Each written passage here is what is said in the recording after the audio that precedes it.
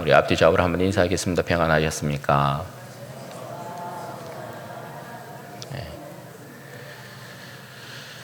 항상 밝게 웃으시는 당신의 모습을 보는 것이 기쁨입니다. 2024년 웃음을 잃지 않는 복된 여러분들이 되시기를 주님의 이름으로 축원드립니다. 오늘은 다시 베델로라는 제목으로 하나님 말씀 전거하겠습니다. 여러분, 종종 드라마를 이렇게 보면 사람이 크게 반성하는 때가 있지 않습니까? 이전에 이제 순수했던 자신의 모습을 잃어버리고 괴물이 되어 있는 자신의 모습을 본다거나, 때론 삶의 방향을 잃고 정처 없이 떠돌다가 인생을 다시 한번 돌이켜야 할 때든지, 때론 실망과 절망을 경험한 이후에 다시금 심기일전해서 새롭게 시작하려고 할 때, 그때 여러분 대부분 사람들이 취하는 행동들이 하나 있습니다. 그럼 그게 뭘까요? 대부분 이제 그러한 인생의 전환점을 다시 한번 맞이할 때 사람들이 보이는 행동이라는 것이요, 자신의 삶이 시작된 곳, 혹은 자신의 삶의 의미가 시작된 곳을 다시 한번 찾는다라는 것입니다. 그럼 왜 그럴까요? 모든 것이 시작된 그곳에서부터 삶의 의미를 다시금 새롭게 다지는 것입니다. 그곳에서부터 다시 자신을 되찾는 것이라 할 수 있죠. 오늘 여러분, 야곱의 인생에 있어서 베델이 그런 곳이라고 할 수 있겠습니다. 오늘 본문은 야곱이 다시 베델로 올라가서 하나님 앞에 제단을 쌓고 있는 내용입니다. 야곱의 인생이 여러분 어떤 인생이었습니까? 성경에서 야곱처럼 자신의 육신의 어떤 정욕대로 산 사람이 있을까 할 정도죠. 야곱은 그 이름답게 움켜쥐고 또 속이고 빼앗고 훔치는 그러한 이제 삶을 살았던 인생 아니겠어요? 하나님 앞에서 10번이고 100번이고 죽어 마땅한 인생이 야곱이라고 할 수 있는데, 하나님의 억적 같은 그 은혜가 야곱의 삶을 붙드심으로 말미암아 야곱의 인생이 있었던 것이었죠. 여러분, 오늘 본문을 이해하기 위해서는 야곱의 앞에 이제 좀 전반적인 스토리를 이해할 필요가 있습니다. 여러분, 야곱이 그 형 에서의 복을 빼앗지 않습니까? 야곱에게는 쌍둥이 형이 있죠. 그 형 이름이 에서인데, 야곱이 장자권도 뺐고, 또 나중에 아버지로부터 장자권의 이제 축복을 받을 때 야곱이 또 에서를 속이고 그 아버지 이삭도 속이고 자기가 이렇게 축복을 뺏어버린단 말이죠. 그러니까 에서가 열받은 거죠. 그래서 이놈의 자식을 죽여야 되겠다, 그렇게 이제 생각을 했던 거죠. 그 이제 생각을 그 엄마 리브가가 알고 야곱을 그 외삼촌, 그러니까 자기 오빠 집으로 보냅니다. 오빠가 하란 땅에 있었는데요, 그 하란 땅으로 야곱을 보내게 돼요. 야곱이 그 외삼촌 라반의 집에서 20년 동안 머물게 되잖아요. 20년 동안 머물면서 정말 여러분 엄청난 고생을 하게 되죠. 그런데 그곳에서 어쨌든 하나님께서 또 야곱의 삶 가운데 은혜를 주셔서 야곱이 자녀들을 거기에서 낳고 가정을 이룹니다. 그리고 야곱이 결국 그곳에 거부가 되는 것을 우리가 보게 되죠. 그런데 여러분, 외삼촌 라반이 야곱이 그렇게 이제 거부가 되니까 야곱을 이제 대하는 태도가 이전과는 달랐던 것이죠. 눈빛도 뭔가 다르고, 그래서 야곱이 조금 위기를 느끼고 있었는데, 그때 하나님께서 야곱에게 나타나셔서 어떻게 합니까? 다시금 베델로 올라가라, 그렇게 말씀을 하셨단 말입니다. 하나님께서 야곱에게 나타나셔서 다시 베델로 올라가라, 이렇게 이제 말씀하시는데, 야곱에게는 풀리지 않는 숙제가 하나 남아 있죠. 반드시 해결해야 될 문제가 남아 있는데, 이 문제는 야곱에게 굉장한 두려움을 안기고 있었던 그런 문제였어요. 그게 여러분 뭡니까? 형 에서와의 화해하는 문제예요. 야곱은 형과 화해하지 아니하면 가나안 땅 베델로 돌아가는 이 일이 자기에게는 너무나 두렵고 떨리는 일인 것이죠. 그런데 하나님께서 베델로 돌아가라 이렇게 말씀을 하시니까 베델로 이제 돌아가기는 하는데, 에서와의 만남이 이제 걱정이 되는 거예요. 그런데 여러분, 에서와의 이 만남도 어떻게 됩니까? 하나님의 은혜 가운데 그 형과 화해하게 돼요. 네. 형과 화해를 이렇게 하면서 야곱은 그야말로 20년 묵은 채기가 완전히 이제 내려가는 그런 하나님의 은혜를 또 야곱이 경험하게 됩니다. 야곱에게는 이제 더 이상 걱정할 것이 없어요. 그냥 이제 베델로 올라가서 하나님 앞에 제단을 쌓으면 되는 것입니다. 하나님을 예배하면 되는 것입니다. 그런데 곧장 베델로 야곱이 올라가지 않고 그 형 에서와 헤어진 이후에 하란에서부터 이제 그가 노정을 시작했으니까 바로 이렇게 베델로 올라가지 아니하고 조금 가축들을 위해서라도 또 어린 자녀를 위해서도 조금 쉬어가야 되겠다 생각하고 숫곳이라는 곳에 우릿간을 짓고 잠시 머물게 돼요. 그리고 드디어 야곱이 가나안 땅으로 들어가게 되는데, 야곱이 가나안 땅으로 들어가서 20년 만에 처음 밟았던 땅이 세겜이라는 땅입니다.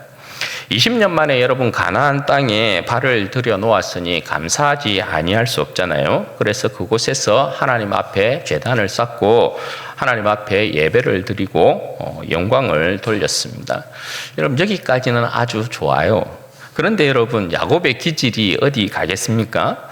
세겜이라는 땅에 머물고 보니까 그 땅이 목축하기에 좀 괜찮은 땅이었던 것 같아요. 그래서 이곳에서 한 목도 잡을 수 있겠다 싶어가지고 야곱이 베델로 올라가지 않고 그곳에 그냥 머물러 버린 것이에요.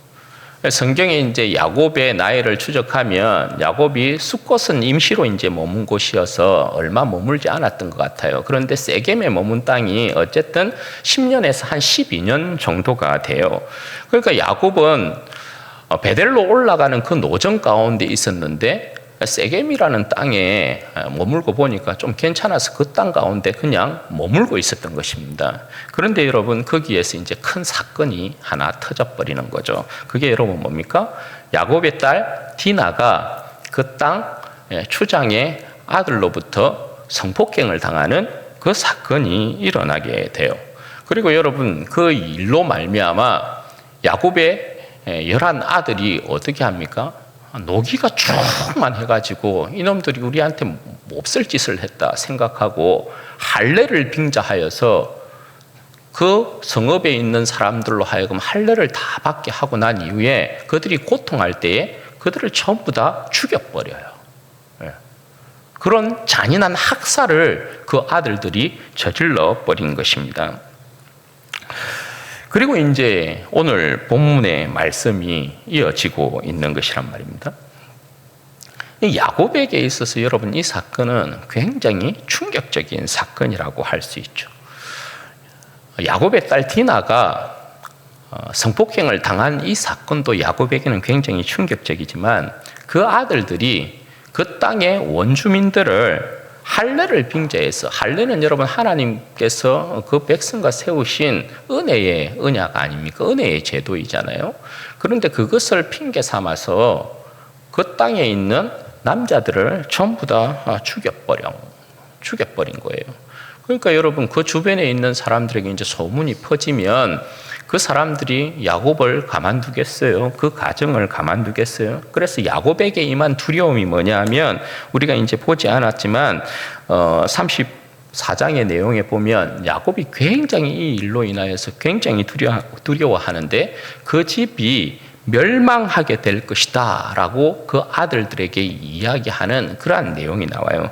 그러니까 여러분, 굉장히 야곱이 이 사건으로 인하여서 두려워 떨었던 상황인 것을 우리가 알 수 있죠.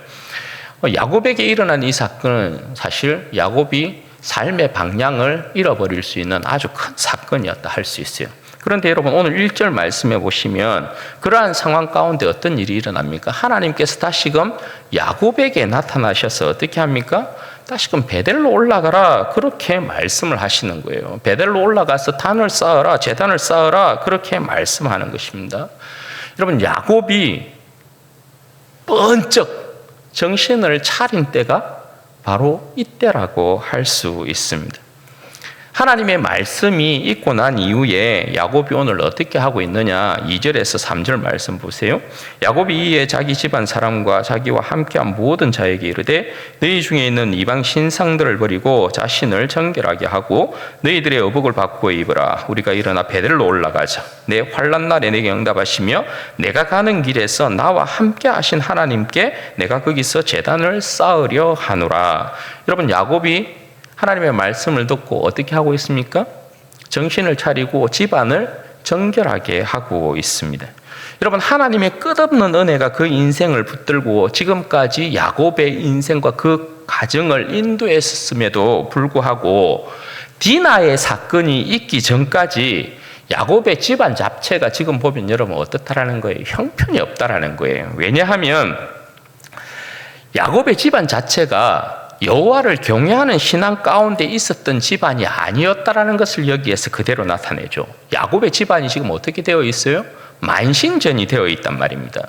너희들 가운데 이방 신상들을 버리라, 이렇게 말씀한 내용에서 우리가 그 내용을 알 수 있는 거죠. 그러니까 야곱의 집안 사람들은 지금 하란 땅에서 섬겼던 그 많은 이방 신들을 자기 나름대로 신상을 만들어서 가지고 있었던 그런 이제 모습이라고 할 수 있는 거예요.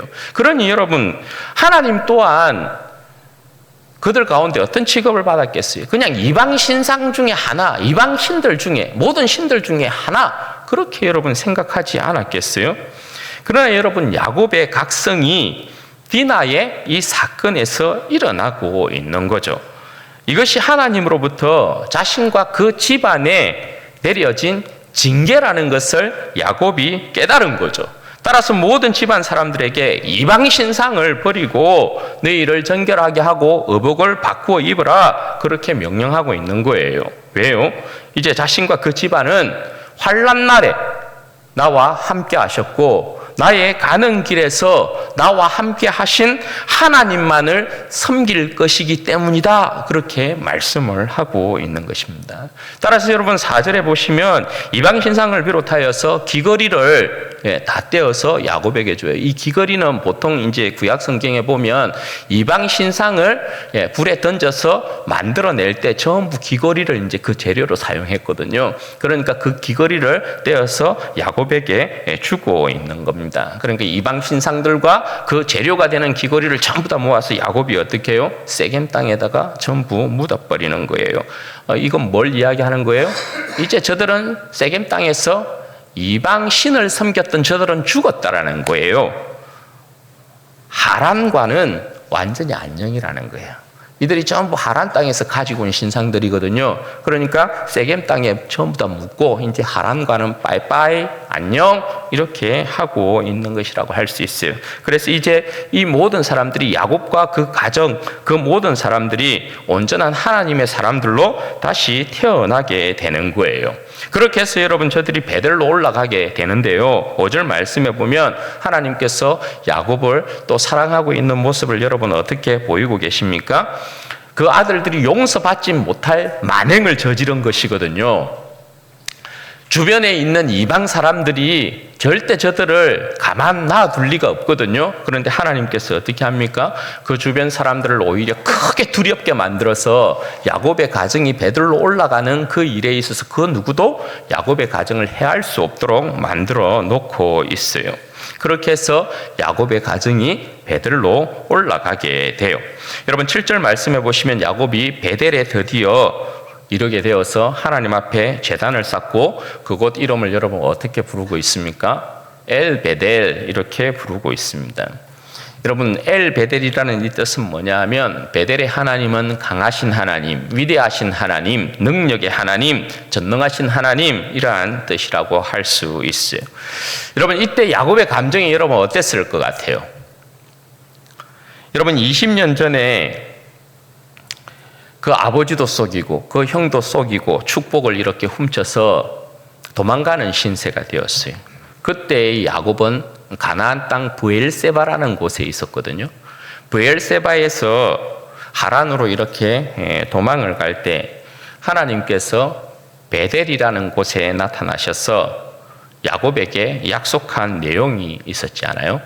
창세기 28장 15절 말씀에 보면 내가 너와 함께 있어 내가 어디로 가든지 너를 지키며 너를 이끌어 이 땅으로 돌아오게 할지라 내가 내게 허락한 것을 다 이루기까지 너를 떠나지 아니하리라 하신지라.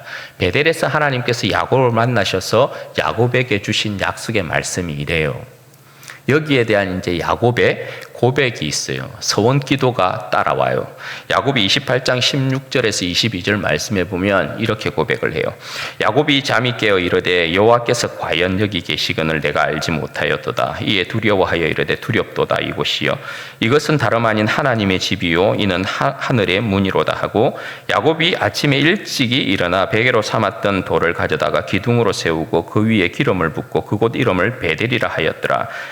이 성의 옛 이름은 루스드라. 야곱이 서원하여 이르되 하나님이 나와 함께 계셔서 내가 가는 이 길에서 나를 지키시고 먹을 떡과 입을 옷을 주시어 내가 평안히 아버지의 집으로 돌아오게 하시오면 여호와께서 나의 하나님이 되실 것이요 내가 기둥으로 세운 이 돌이 하나님의 집이 될 것이요 하나님께서 내게 주신 모든 것에서 10분의 1을 그러니까 내가 종이 되겠다라는 것은 10분의 1을 드린다는 건 내가 반드시 하나님께 드리겠나이다 하였더라. 그렇게 야곱이 소원 기도를 한 거거든요. 여러분 오늘 말씀을 보면 하나님께서 어떻게 해요? 하나님께서 끝내 이 일을 이루십니다. 그죠? 하나님께서 끝내 야곱을 베델로 다시금 돌아오게 하시고 야곱으로 하여금 베델의 하나님이 나의 하나님이시다. 베델에서 나를 만나신 하나님이 위대하신 하나님이다. 강하신 하나님이다. 능력의 하나님이다. 그렇게 고백하게 만들고 있잖아요. 그러니까 여러분 베델은 야곱의 인생이 시작된 곳이라고 할 수 있어요. 여러분 베델은 야곱이라는 인생이 하나님을 만남으로 그의 생애의 의미가 시작된 곳이라고 할 수 있고요. 하나님은 베델에서 야곱을 만나심으로 베델의 하나님이심을 고백받고 있는 것입니다. 여기에서 여러분 뭐가 나오는 거예요? 여기에서 야곱의 인생의 항복이 나오는 거예요. 여기에서 이제 하나님 제가 하나님만을 위해서 살겠습니다. 하나님 뜻대로 살겠습니다 하는 야곱의 항복이 나오는 것입니다. 야곱이 그 이전에는 자기 뜻대로 살았어요. 자신의 육신의 정욕대로 보이는 대로 자기가 원하는 대로 무엇이든지 빼앗고 훔치고 노력하고 속이고 그렇게 살았어요. 그런데 그 인생을 끝내 지키시고 인도하시고 보호하시고 디나의 이 사건을 통하여서 야곱으로 하여금 각성하게 만들고 결국 베델로 하나님께서 불러 올리셔서 베델에서 하나님 앞에 제단을 쌓게 함으로 말미암아 야곱으로 하여금 깨우치게 만드는 게 뭐예요? 내 인생이 내가 잘나서 산 것이 아니구나. 결국 하나님께서 베델에서 엘베델 나를 베델에서 만나신 하나님이 강하신 하나님이시요 위대하신 하나님이요 능력의 하나님이구나. 그걸 고백하게 만들잖아요. 그러니까 여러분 야곱은 더 이상 자신의 인생이 자신의 것이 아니에요. 자신의 삶이 아니에요. 하나님의 인생, 하나님의 것이다 라는 것을 여기에서 고백하고 있는 거예요. 그래서 여러분 야곱으로 하여금 베델에 이르게 하여서 하나님 앞에 제단을 쌓게 한 이 내용이 중요한 내용이에요. 따라서 여러분 여기서 드디어 하나님께서 야곱의 이름을 어떻게 부르십니까? 오늘 여기에 말씀해 보면 10절 말씀해 보면 여기에서 하나님께서 드디어 야곱의 이름을 이스라엘이라 이렇게 부르십니다. 그리고 아브라함과 이삭에게 준 그 복을 야곱으로 하여금 있게 만들어요. 9절에서 12절 말씀이요. 야곱이 바담 아람에서 돌아오며 하나님이 다시 야곱에게 나타나서 그에게 복을 주시고 하나님이 그에게 이르시되 내 이름이 야곱이지만은 내 이름을 다시는 야곱이라 부르지 않겠고 이스라엘이 내 이름이 되리라 하시고 그가 그의 이름을 이스라엘이라 부르시고 하나님이 그에게 이르시되 나는 전능한 하나님이라 생육하며 번성하라. 한 백성과 백성들의 총회가 내게서 나오고 왕들이 내 허리에서 나오리라. 내가 아브라함과 이삭에게 준 땅을 내게 주고 내가 내 후손에게도 그 땅을 주리라. 여러분 이스라엘이라는 이름은 이미 창세기 32장에서 주어져요. 야복강에서 하나님과 천사와 이렇게 씨름하면서 이긴 야곱에게 이스라엘이라는 이름을 주는데요. 하나님께서 야곱을 이스라엘이라 부르신 내용은 오늘 이 35장 베델에서 그렇게 하고 있다라는 거예요. 여러분, 그러니까 베델의 하나님이라는 이 고백을 받고서야 야곱을 이스라엘이라 이렇게 하나님께서 지금 부르고 계시단 말입니다. 그러니까 여러분, 이 말은 뭐겠어요? 야곱이 이제 엘 베델 이렇게 불렀으면, 하나님을 그렇게 고백했으면 자신은 이제 이전에 그 야곱의 그 종력을 쫓아서 살았던 그 자신의 모습처럼 살아서는 안 된다는 거예요. 이제 여러분, 하나님께서 이스라엘이라 불러요. 야곱이 엘 베델 이렇게 부르신 그 하나님에 대하여서 이제 야곱은 이스라엘로서 믿음을 따라서, 하나님을 따라서 그 인생을 드리는 그런 백성으로 살아야 된단 말입니다. 믿음을 따라 살지 않는, 이전에 자신의 정욕을 쫓아서 육신에 원하는 것들을 지 마음대로 하며 살았던 그러한 여러분 모습은 족장의 이제 모습이 아닌 거예요. 이제 야곱은 철저히 이스라엘로서, 이스라엘이라는 이름이 여러분 뭐예요? 하나님과 싸워 하나님과 겨루어 이겼다라는 뜻 아니에요. 인생이 여러분 하나님과 싸워서 이길 수 있는 길이 있어요, 없어요? 인생이 어떻게 하나님과 싸워서 이깁니까? 그런데 인생이 하나님과 싸워서 이기는 딱 하나의 길이 있어요. 하나의 여러분 딱 길이 있는데, 방법이 있는데, 그게 뭐냐면 하나님의 언약의 말씀을 붙드는 거예요.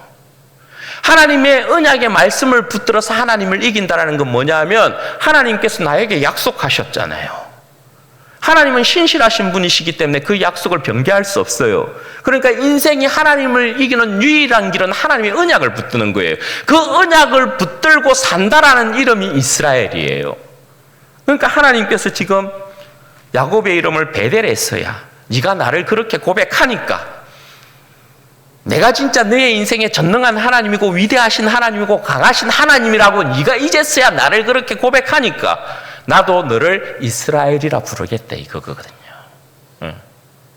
너도 그럼 네 인생 네 욕심 따라 사는 것이 아니고 나의 뜻대로, 나의 역사와 동행하면서 나의 뜻을 이루는 믿음의 족장으로서의 온전한 삶을 살아라, 그렇게 말씀하고 있는 내용이 바로 이 내용이라고 할 수 있는 거죠. 절대 여러분, 야곱은 이전처럼 도둑질하고 빼앗고 속이고 훔치고 그런 삶을 살 수 없어요. 따라서 여러분, 하나님께서 이스라엘이라는 이름으로 야곱을 부르시면서 하나님께서 이 이스라엘이라는 믿음을 쫓아 이제 하나님과 동행하는 삶을 살고 하나님의 역사를 쫓아서 사는 이 이스라엘에게 하나님께서 약속의 보증으로 하고 있는 말씀이 있어요. 11절에 보면 여러분 어떻게 이야기합니까? 하나님께서 자신을 나는 전능한 하나님, 이렇게 하나님께서 자신을 소개하고 있어요.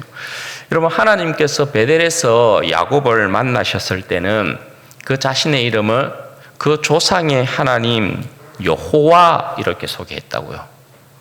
창세기 28장 13절에 보면 야곱에게 나타나셔서 하나님께서 그 자신을 소개할 때 나는 여호와니 너의 조부 아브라함의 하나님 이삭의 하나님이라, 그렇게 말씀을 하고 계신다고요. 그런데 여기에서는 하나님께서 어떻게 자신을 소개한다고요? 나는 전능한 하나님이라, 그렇게 말씀하고 계신다고요. 그러니까 여러분, 이 말씀은 뭐가 돼요? 그 조상의 하나님, 그 자신에게 나타나신 여호와께서 전능자로서 못하실 일이 없는 그 전능자로서, 능력자로서 야곱에게 주신 언약을 이루겠다라는 거거든요. 이스라엘로서 하나님께서 주신 새로운 약속을 내가 반드시 이루겠다, 이걸 말씀하는 것이거든요. 그러니까 야곱아, 네가 이스라엘로서 이제 새로운 믿음의 조상으로서 나와 함께하는 일에 있어서 나를 결단코 의심하지 말라라는 거예요. 내가 전능한 하나님으로 너에게 준 모든 약속을 이제 이루겠다, 그렇게 말씀하고 계신단 말입니다. 하나님의 이름을 지금 걸고 야곱에게 그런 약속을 주고 계시는 거예요. 야곱이 여러분 이스라엘이 되어서 다시금 야곱으로 돌아갈 수 없는 이유가 바로 이것이라고 할 수 있어요. 여러분 하나님께서 이 말씀을 하시고 다시금 이제 올라가시는데 야곱이 그곳에 다시금 제단을 쌓아요. 그리고 여러분 어떻게 고백합니까? 그곳을 베델 이렇게 고백하고 있어요. 그러니까 여러분 야곱의 하나님은 영원히 베델의 하나님인 거고 야곱 역시 베델이 그의 인생의 근본이고 그의 인생의 의미가 완성되는 곳이라고 할 수 있는 것입니다. 사랑하는 여러분, 야곱에게는 베델이 그 인생의 근본이고 출발점이었고 그 인생의 의미가 완성되는 곳이었습니다. 그럼 여러분, 우리의 베델은 어디입니까? 여러분, 우리의 인생이 시작된 곳, 저와 여러분의 인생이 시작된 곳, 저와 여러분이 새롭게 태어난 곳, 우리의 인생의 진정한 의미가 시작된 곳, 여러분 그것이 어디입니까? 여러분 우리에게 하나님의 아버지 되심과 하늘의 신령한 복들과 영광스러운 천국의 소망이 약속된 곳이 여러분 어디입니까? 예수 그리스도의 십자가예요. 예수 그리스도의 십자가. 십자가에서 하나님께서 우리를 찾아오셨고 십자가에서 우리가 하나님을 만났지 않습니까? 그러므로 여러분 십자가를 우리의 인생 가운데 버려서는 안 되죠. 십자가를 우리의 인생에서 지워서 안 되죠. 십자가를 여러분 우리의 인생에 잊었어도 여러분 아니 되죠. 십자가를 여러분 우리의 인생에서 떠났어도 아니 되죠. 십자가로 다시금 돌아가야 합니다. 여러분 얼마나 많은 사람들이 얼마나 많은 시간을 세겜이라는 곳에 머물러서 우리의 옛 본성을 쫓아서 세상을 맛보고 즐기고 있는지 몰라요. 세상에 머물면서 달콤함을 맛보면 맛볼수록 세상에 머물러서 주님의 백성인 것을 망각하면 망각할수록 그곳에 젖어들면 젖어들수록 그것이 여러분 우리에게는 큰 저주로 다시금 돌아온다는 사실을 반드시 기억해야 할 필요가 있는 것입니다. 여러분 세상에 머물고 있어야 할 우리가 아니에요. 세상을 여러분 탐하고 있어야 할 우리가 아니에요. 세상을 여러분 즐기고 있어야 할 우리가 아니란 말입니다. 갈라디아서 5장 24절에 보면 사도 바울이 그렇게 고백하잖아요. 그리스도 예수의 사람들은 육체와 함께 그 정욕과 탐심을 십자가에 못 박았느니라. 여러분 이제 우리가 육체 가운데 사는 것은 우리를 위해서 사는 것이 아니고 그죠? 우리 안에 거하시는 그리스도를 위해서 주를 믿는 믿음 안에서 사는 것인 것이죠. 여러분 사도 바울은 그리스도를 얻고 그 자신이 가진 모든 육체의 것을 육체의 자랑을 똥으로 여기고 버렸다. 그렇게 빌립보서에서 고백하고 있습니다.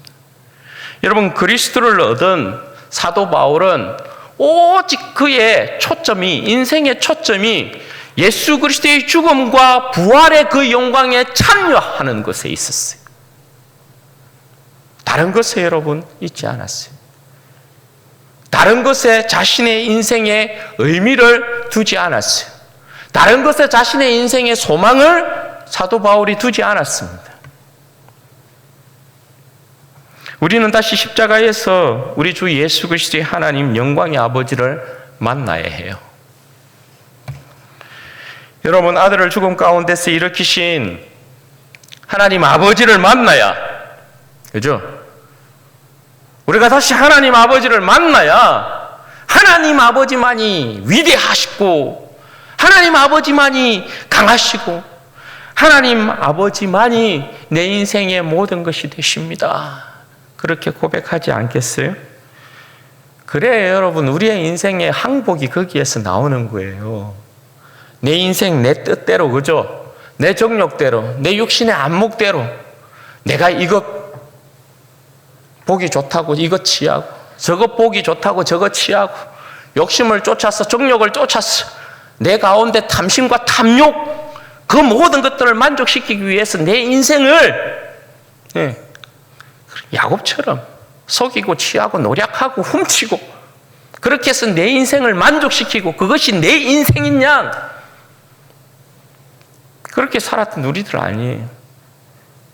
그런데 여러분 하나님 아버지를 만나면 예수 그리스도의 십자가에서 우리 하나님을 만나면 내 인생이 이것이 내 인생의 생명이 아니구나. 이것이 내 인생의 영광이 아니구나. 내 인생을 이렇게 살아서는 아니 되는구나. 그걸 여러분 알게 되는 거죠. 우리의 모습을 보면 항상 우리의 모습은 어떠냐 하면 사도 바울은 여러분 예수 그리스도를 발견하고 예수 그리스도의 죽음과 그 부활의 영광 가운데 자신의 모든 소망을 두고 그죠. 자신이 가지고 있었던 이전의 그 육체의 자랑거리들을 전부 다 똥으로 여겼다고 그랬잖아요. 그런데 여러분 우리의 모습은 참 가련하게도 사도 바울이 똥으로 여겼던 그 모든 것들을 안으면서 이것을 보물이라고 생각하고 있는 거예요. 우리가 가지고 있는 것을 보물이라고 생각하는 거예요. 그래서 절대 여러분 빼앗기지 아니하려고 내어놓지 아니하려고 그렇게 살아가고 있는 거죠. 여러분 언제나 우리는 그리스도의 부요함을 알고 우리 가운데 그 자신의 생명을 주신 그리스도의 그 부요함을 알고 우리의 인생에게 참된 인생의 의미를 던지신 그리스도의 그 부요함을 알고 우리는 그리스도 안에서 자유할 수 있을까요? 우리는 언제나 여러분 십자가에서 주님을 다시 만나야 하나님 앞에 항복하는 내 인생이 되고요. 항복하는 인생이 되어야 야곱이 이스라엘로 변하고 하나님의 역사에 동행한 것처럼 우리도 성도로서 제자로서 하나님의 자녀로서의 삶으로 하나님의 역사에 동행하지 않겠어요? 그러면 여러분 십자가는 내 인생에 대한 하나님 사랑의 확성이에요. 그곳에서 여러분 우리 자신을 다시금 발견해야 돼요.